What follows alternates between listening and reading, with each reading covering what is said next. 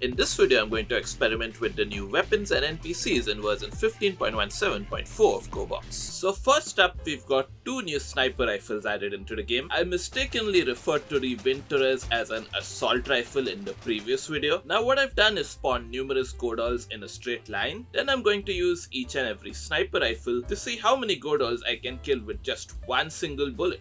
The L11583 can kill 3 Goredolls, the Dragunov SVD can kill 2 Goredolls, the Secret VSSK can kill 4. Now on my first try, I was able to kill straight up 13 Goredolls with this gun with one bullet, and I found that a bit hard to believe for some reason, even though it just literally happened right in front of my eyes. Now for my next experiment, I wanted to check out how many I could get with turning this into a mighty gun, and I was able to kill about 9 of them, which was still lower than my first vanilla M81. I don't know why. So I can see now why Gubza said that I'd love this gun, and I can also see why he decided to nerf it. Next I tried out the Vintorez, and in a straight line it was able to only kill one Goredoll and grievously injure another. With the mighty skin on the other hand, it was able to kill a whole 5 Goredolls. In terms of fire rate including reload time, the L11583 was able to fire 28 rounds per minute, the Dragunov SVD was able to fire 69 rounds per minute, the Secret VSSK was able to fire 50 rounds per minute, and the new M81 was able to fire only 14 rounds per minute. But it does make up for that with its incredible power. The new Vintorez was able to fire a staggering 148 rounds per minute. So I guess you guys can see why I mistook it for an assault rifle then. Now in terms of magazine size, the L11583 can hold 9 rounds, the Dragunov SVD can hold 10 rounds, the VSSK can hold 5 rounds, the M18 can hold 10 rounds, and the Vintorez can hold 20 rounds. Now Enderdoge mentioned something about the reload animation, and he said that the guns have different reload animations depending on whether they still have ammo in them or if they're empty. Now I tried this out with the L11583. I fired one shot and then I reloaded the gun, and that animation took about 2 seconds, and all my character did was replace the magazine. But then I tried reloading an entirely empty clip, and then my character not only replaced the magazine but also activated this little bolt action thing on the sniper rifle, and that animation took almost 4 seconds. So thank you Ender for telling us about this fun fact for Gorebox. Carrying on, the Dragunov SVD, the VSSK, and the Vintorez took the exact same amount of time to reload, which is about 3 seconds. Then the M81 on the other hand took almost 7 seconds to reload.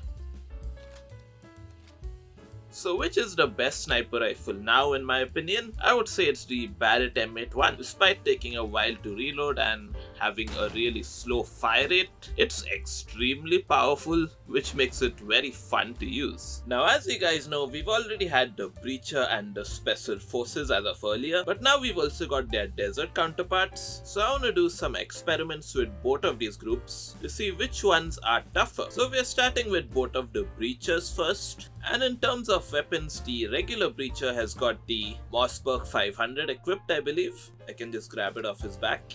And the Desert Breacher has got the Sparse 12 equipped. Now the Sparse 12 actually has a semi-automatic mode for it, which allows it to have a rather fast fire rate, which is why I think the Desert Breacher has the better primary weapon here. Then the Desert Breacher has the M1911 equipped as a secondary weapon, and the regular Breacher has the Deagle equipped as a secondary weapon. So I'd say that the Deagle is a better weapon to have.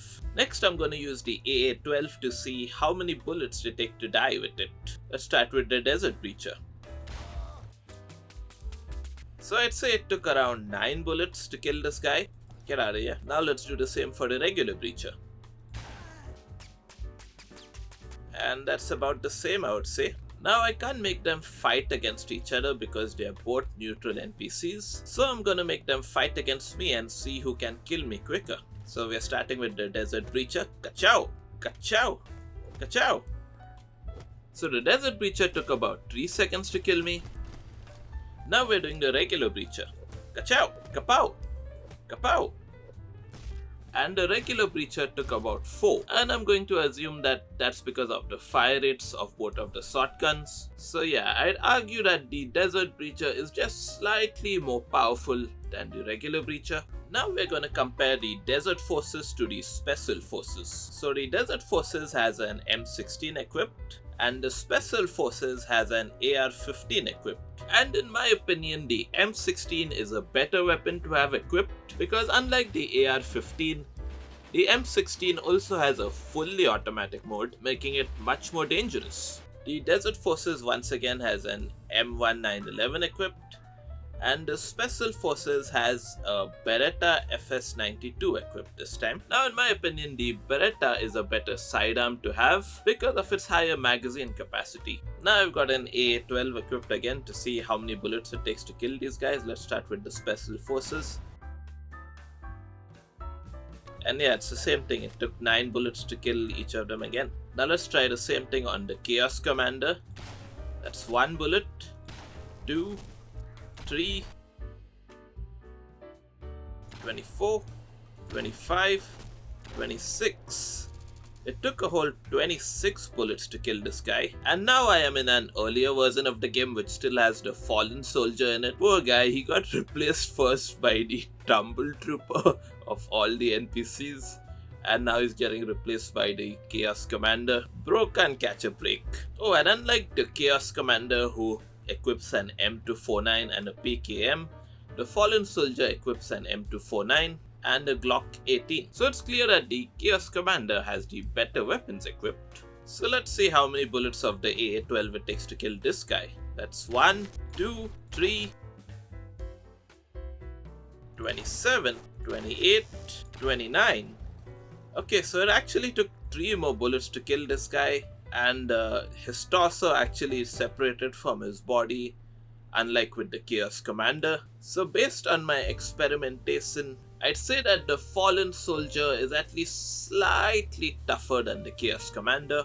Next, you guys had some questions about holding a weapon with a broken hand, and so let's experiment a bit with that. Now I fired a few rounds and no, I was unable to reload my weapon. And in case you're wondering about equipable weapons with just one working hand, I was able to equip the kitchen knife, but pretty much nothing else besides that. I wasn't even able to equip the worst fists. I mean, they could have given me one worst fist at least. Now another thing that I found interesting was that I was unable to unequip any of my weapons when I just had one hand as well. Now amongst ranged weapons, I was unable to equip some of the bigger weapons like the AK-47, but I was able to equip some of the smaller weapons, such as the sawn-off shotgun or the PP Bison. Now I've mentioned the 2 create map buttons, and multiple players have told me about the second one, that this is actually an area for mod creators to test out their